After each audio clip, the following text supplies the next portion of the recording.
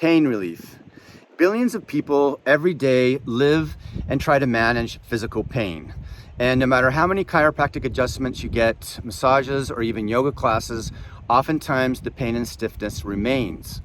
In Gentle Somatic Yoga, we go to the root cause of muscular pain, which is actually found in the brain. There are parts of the brain that have temporarily been turned off, and the muscles stay contracted as if they were on autopilot. So even though the mind can say muscles relax, they just won't. But through the practice of Gentle Somatic Yoga, I'll be giving you and guiding you through somatic movement flows that help rewire, reconnect, if you will, the brain to muscle connection so that you can have voluntary control. Now, the ultimate goal or the aim is that we can have choices within our body, especially when we're resting. So through this method, your flexibility will return.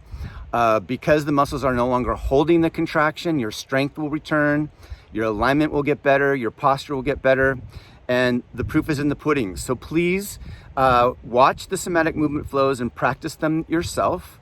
It's amazing how many people find relief immediately, and the best thing is the results are long-lasting.